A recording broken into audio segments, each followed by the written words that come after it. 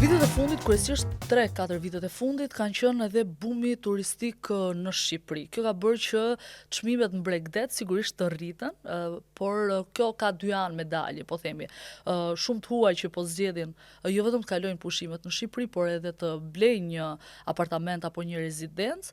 Dhe nga ana tjetër kemi dhe një rritje sa i takon njerëzve që jetojnë në Shqipëri, që e shohin herë pozitive, sepse mund të kthehet lehtësisht në një formë biznesi shumë të mirë, por edhe e vështirë sepse çmimet tashmë janë, po themi, në nivele të larta, do të flasim sa i takon vijës bregdetare, ku është më shumë e ku është më pak.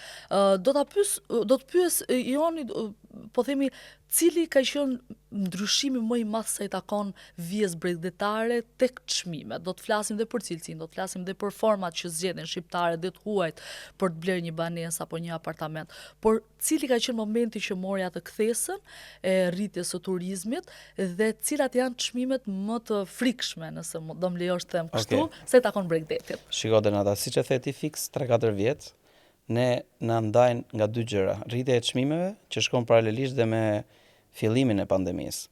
Për mua historia ka filluar aty. Ka filluar aty sepse ne aty kuptuam ndjesinë e ndenjur mbyllur në apartamente në Tiranë dhe kjo na çoi interesa në dy aspekte. Me atë kohë fillojnë ndërtimi masiv i rezidencave në Tiranë tek zona e Tegut, pra kur them masiv ka pas 2-3 rezidenca më herët, por ka filluar në mënyrë masive dhe pjesa e Bregdetit. Shumë prej nesh arritën të gjeshim një shteg largimi nëpërmjet këtyre lejeve që na jepej atëherë nga shteti për të shkruar për ta kaluar atë pjesën kryesore në Bregdet ku ne aty ndiheshim më të lirë.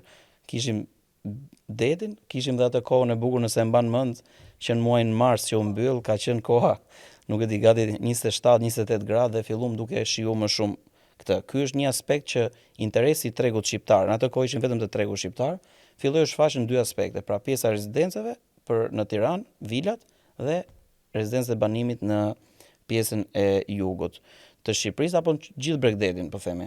Tani, në atë vit, pak më vonë ka ndodhur dhe një fillimi i luftës Ukrainë në Rusi, shkak që solli në rritjen shumë madhe dhe të kostos ndërtimit. Pra materialet kryesore, lënda e parë e ndërtimit është rritur në të paktën 2 fishë gjysmë. Dhe jo vetëm në Shqipëri, në fakt. Absolutisht, në të gjithë botën. Domethënë këto dy etapa unë i veçoj si ndrimi i situatave qoftë në cilësinë e ndërtimit, qoftë dhe në zhvillimin e pjesës së Bregdetit në mënyrë rezidenciale. Po themi se deri atëherë kishim 2-3 projekte, po themi meso projekte, dhe ishte një interes i shtuar mbi shfrytëzimin ton, sidomos pjesa e Tiranës, po pjesa tjetër e Shqipërisë është shumë pak e njohur me pjesën e Bregdetit.